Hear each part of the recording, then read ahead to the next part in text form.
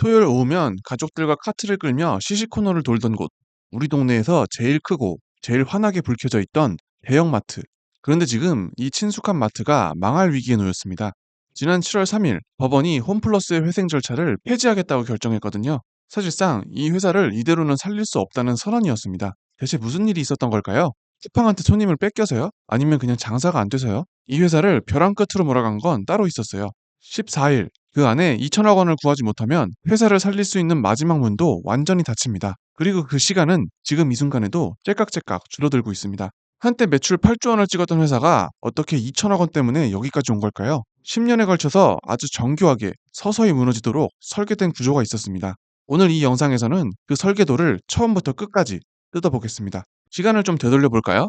1997년 9월 IMF 외환 위기가 터지기 직전이었습니다. 삼성물산이 대구에 첫 매장을 열었어요. 이름은 홈플러스. 사실 대형마트 시장은 이미 이마트가 4년 앞서 열어놓은 상태였습니다. 홈플러스는 그 시장에 뒤늦게 뛰어든 후발주자였던 거예요. 그런데 이 후발주자, 시작은 늦었지만 따라잡는 속도는 무서웠습니다. 이후 영국의 유통 거물 테스코가 지분을 인수하면서 자본과 노하우가 동시에 들어왔고 홈플러스는 무서운 속도로 매장을 늘려나갔습니다. 이마트, 롯데마트와 함께 대형마트 빅3 시대를 열었죠. 2013년부터 2014년 사이 홈플러스의 연매출은 약 8조 9천억 원에 달했습니다. 전국 각지에 매장이 들어섰고 주말마다 가족들이 카트를 끌고 나들이 하듯 찾는 곳, 그게 홈플러스였습니다. 대형마트가 동네 상권에 들어선다는 것 자체가 그 지역에 우리도 이제 대도시급 소비 생활을 한다는 증표 같은 거였어요. 그리고 테스코 입장에서도 홈플러스는 그냥 해외 지사가 아니었습니다. 테스코 전체 매출의 약 8%를 책임지는 해외 법인 중에서도 최고 알짜로 꼽히는 곳이었거든요.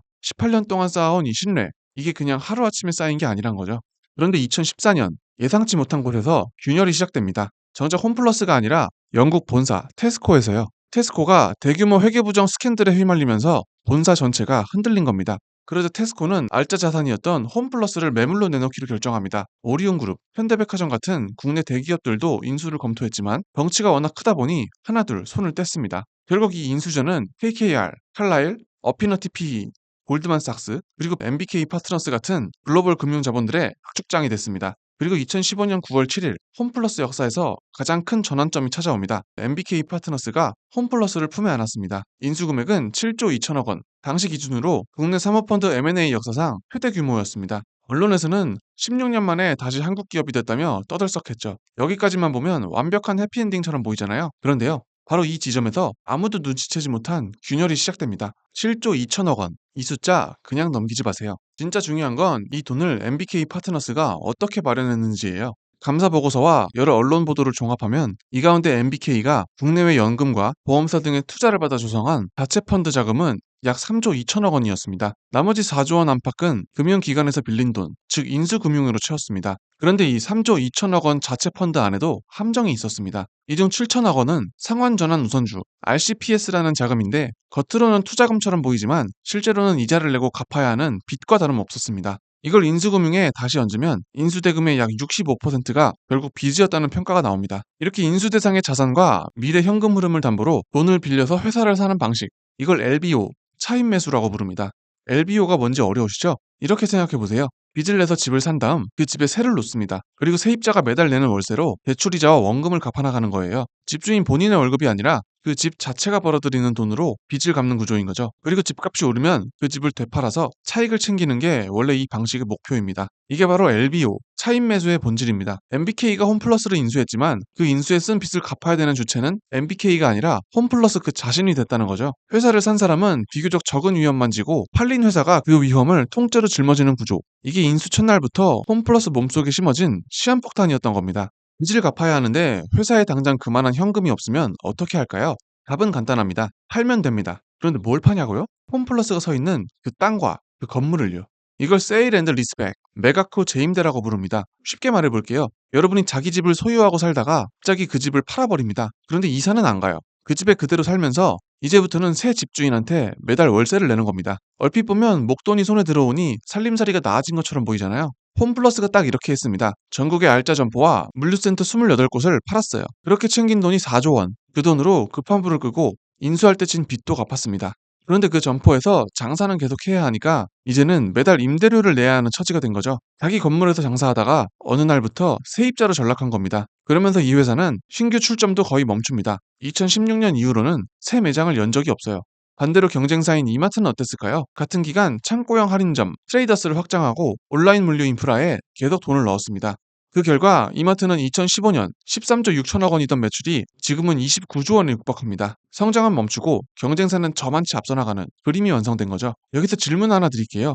자산을 팔아서 번 돈, 그 돈은 어디로 갔을까요? 홈플러스는 2016년부터 2023년까지 무려 2조 9천억 원가량을 오직 이자 비용으로만 지출했습니다. 벌어들인 돈의 상당 부분이 은행과 투자자에게 이자로 흘러간 거예요. 그리고 감사 보고서를 보면 2016년부터 2019년까지 약 1조 3천억 원이 지배회사 쪽으로 배당된 기록도 있습니다. 물론 MBK 측은 보통주 배당은 없었다고 반박하고 있지만 상환 전환 우선주, 이른바 RCPS에 투자한 투자자들에게는 매년 100억에서 300억 원씩 꾸준히 배당이 지급됐습니다. 자, 이제부터는 숫자로 확인해 볼까요? 숫자는 거짓말을 안 하거든요. 먼저 매출입니다. 인수 직전인 2013년부터 2014년까지 8조 9천억 원 수준이던 매출은 인수 첫 해인 2015 회계연도에 6조 7천억 원대로 뚝 떨어집니다. 그리고 이후 10년 동안 6조 4천억 원에서 7조 3천억 원 사이를 계속 오르락내리락하며 좀처럼 회복하지 못했습니다. 20% 넘게 줄어든 채로 그대로 정체된 거예요. 그런데 매출보다 더 무서운 숫자가 있습니다. 바로 자본총액이에요. 홈플러스의 자본총액은 2015년 2월 말 2조 2,958억 원이었습니다. 그런데 2024년 2월 말에는 어떻게 됐을까요? 2,653억 원.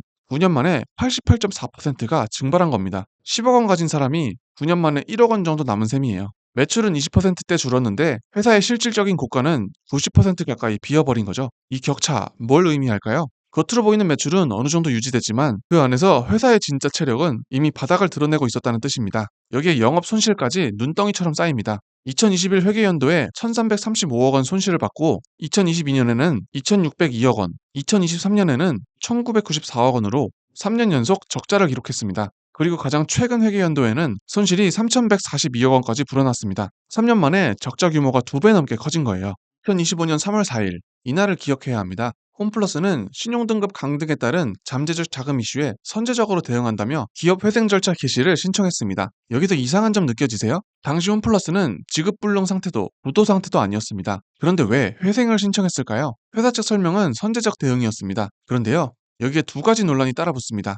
첫 번째, ABS-TV 문제입니다. 홈플러스는 카드사가 받아야 할 물품 대금 채권을 담보로 자산 유동화 단기사채, 이른바 ABS-TV를 만들어서 신영증권을 통해 개인과 기관 투자자들에게 팔았습니다. 규모는 6천억 원, 이 가운데 2,075억 원, 676건은 증권사 창구를 통해 평범한 개인 투자자들 손에 팔렸습니다. 안전한 단기 채권인 줄 알고 돈을 넣었던 사람들이 어느 날 회생 신청 뉴스 한 줄에 자기 통장이 걸려 있었다는 걸 알게 된 거예요.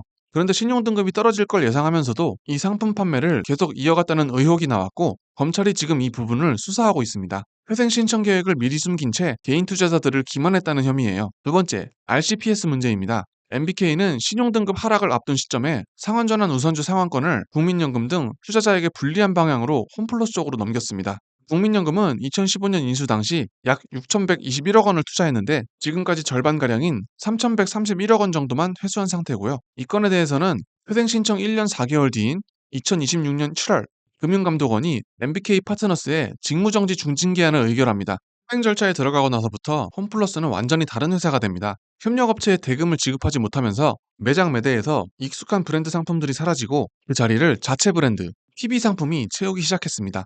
여기서 끝이 아니었습니다. 직원 급여까지 밀리기 시작했습니다. 세금을 못 내서 지자체와 국세청이 매장 일부를 압류하는 일까지 벌어졌고요. 그리고 검찰은 MBK 파트너스 경영진 4명에 대해 대규모 분식회계 의혹으로 구속영장을 청구합니다. 재무제표를 조작한 뒤 회생을 신청했다는 혐의였습니다. 다만 법원은 이 구속영장을 기각했습니다. 물론 MBK 쪽 입장도 있습니다. 회사 측은 2015년 인수 이후 약 1조 원의 설비 투자를 진행했고 식품 특화 매장인 메가푸드 마켓으로 33개 점포를 리뉴얼했다고 주장합니다. 경쟁사들보다 오히려 매출 성장률이 높았던 시기도 있었다는 거예요. 그런데요, 1조 원 투자한 사이에 이자로만 나간 돈이 2조 9천억 원입니다. 아무리 투자를 했다 한들 애초에 이길 수 없는 싸움이었던 거예요. 그래서 여러분께 묻고 싶습니다. 회사가 망해가는 건 어쩔 수 없는 시장의 흐름이었을까요? 아니면 누군가의 선택이 만든 결과였을까요? 홈플러스는 그래도 살아보려고 했습니다. 2025년 회생계획 인가 전에 회사 전체를 통째로 팔려는 M&A를 먼저 추진했어요. 이때 시장에서 거론된 기업 가치는 7조 원, 그런데 조사위원인 3일 회계법인이 평가한 청산 가치는 3조 7천억 원,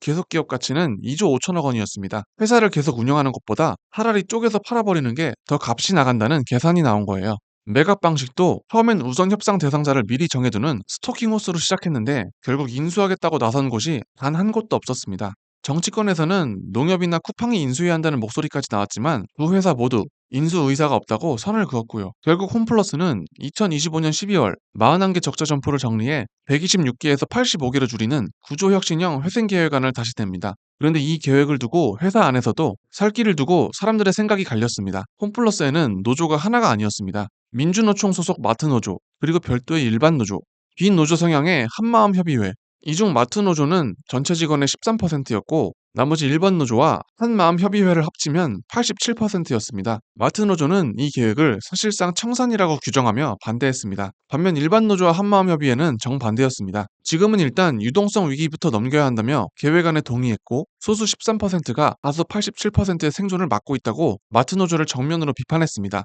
여러분, 이거 누가 맞고 누가 틀린 문제가 아닙니다. 한쪽은 한 사람도 포기하지 말자고 했고 한쪽은 일단 절반이라도 살리자고 했어요. 둘 다 회사를 살리자는 이야기인데 방향이 정반대였던 거죠. 그리고 이 갈등 그냥 감정 싸움으로 끝난 게 아니었습니다. 회생 계획안이 통과되려면 최대 채권자인 메리츠 금융을 포함한 채권단의 동의가 필요했는데 노사가 한 목소리를 내지 못하는 모습 자체가 채권단에게는 회사의 앞날을 더 불안하게 보이게 만드는 요인이었습니다. 노사가 한 발짝도 못 좁히는 사이 시간은 계속 흘러갔습니다. 그렇게 2026년 홈플러스는 몸집이라도 줄이자며 기업형 슈퍼마켓 사업부인 홈플러스 익스프레스를 먼저 떼어내 하림그룹 계열 NS 홈쇼핑에 매각했습니다.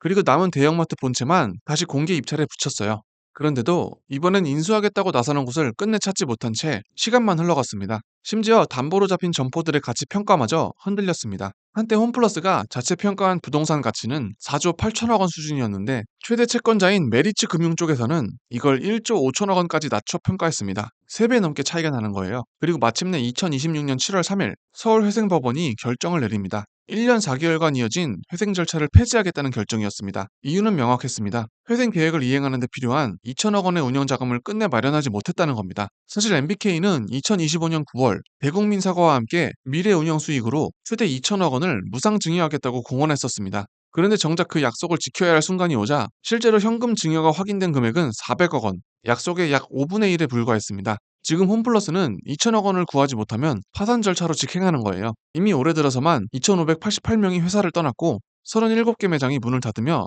3,500명이 추가로 흔들렸습니다. 원래 6년에 걸쳐 41개 점포만 서서히 정리하겠다던 계획이 자금난이 더 심해지면서 이렇게 앞당겨진 겁니다. 다 합치면 올해만 6,000명이 넘는 사람이 일자리를 잃거나 일을 위기에 놓인 셈이에요. 여기에 협력업체와 납품업체까지 더하면 홈플러스와 관련된 직간접 고용 규모는 최대 10만 명, 연간 소비 규모는 6조 원에 달한다는 분석이 나옵니다. 만약 파산한다면 이 규모의 소비가 순식간에 시장에서 증발한다는 뜻이에요. 7조 2천억 원짜리 인수와 2천억 원의 파산, 처음 인수할 때 쓴 돈의 30분의 1도 안 되는 돈을 못 구해서 29년 역사의 회사가 문을 닫을 위기에 놓인 겁니다. 물론 이 모든 게 사모펀드 탓만은 아니라는 시각도 있습니다. 대형마트 업계 전체가 온라인 쇼핑 확대, 1인 가구 증가, 근거리 소량 구매 트렌드 같은 구조적 변화를 겪고 있는 건 사실이거든요. 이마트와 롯데마트도 예전만큼의 호황은 아닙니다. 그런데요, 같은 파도를 맞았는데 왜 한쪽은 휘청이다 쓰러지고 다른 쪽은 그나마 버티고 있을까요? 그 차이를 만든 게 결국 인수구조와 그 이후의 10년의 선택이었다는 겁니다. 파도는 다 같이 맞았지만 배를 어떻게 관리하는지가 달랐던 거죠. 정리해볼까요? 1997년 대구의 한 매장에서 시작된 회사가 2015년 사모펀드에 인수됐습니다. 그리고 그 인수구조 자체에 짊어진 빚이 10년에 걸쳐 회사의 살을 깎아먹었습니다. 자산은 팔리고 임대료는 쌓이고 자본 총액은 90% 가까이 증발했습니다. 29년 만에 파산 위기라는 형태로 돌아온 겁니다. 이 이야기를 들으면서 한 가지는 분명히 지셨을 거예요. 이건 단순히 장사가 안 돼서 망한 이야기가 아니라는 겁니다. 처음부터 그렇게 설계된 어쩌면 예정된 결말이었던 거죠. 그런데 이게 홈플러스만의 이야기일까요? 사모펀드가 인수한 다른 기업들은 지금 괜찮을까요? 여러분이 매일 이용하는 그 회사, 그 브랜드 뒤에도 똑같은 설계가 숨어 있는 건 아닐까요?